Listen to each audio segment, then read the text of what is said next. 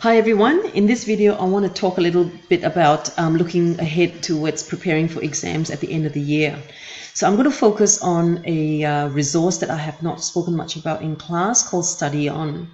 So you can access this through resources, through any of the chapters, and I can click on the first one, which is additional polymerization. It's going to take me to a summary slides about the introduction to this subtopic in polymers. Now, what I want to begin with is to click on the home. So from here, you can access the whole course for Unit 1 and Unit 2. And it's important that you connect to me, your teacher, by inserting your names and my email, which is ht@sthelena.vic.edu.au.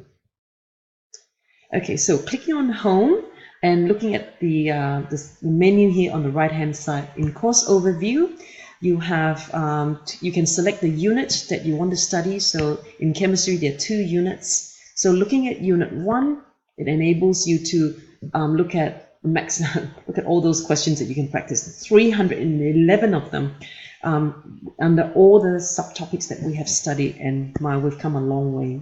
We have covered a lot of work. So there is a lot to study, a lot to revise, and it's probably best to start revising sooner than later.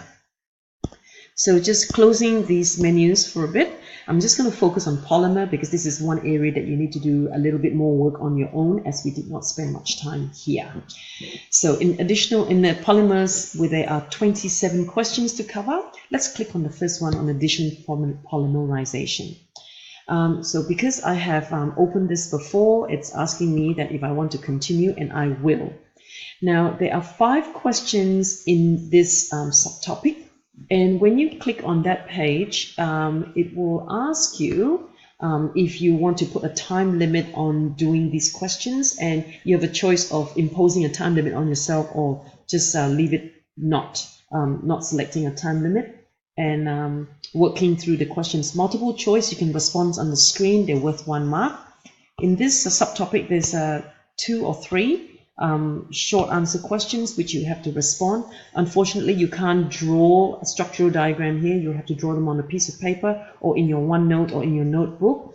And when you self-correct, you have to be honest and either award yourself 1 mark if you get it all right, or maybe don't award yourself half a mark. It's either 1 or 0.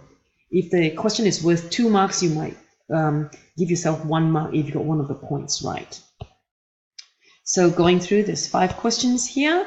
At the end, you can submit your responses for marking, and so you can click through the different subtopics and choose the number of questions that you want, or attempt all of them.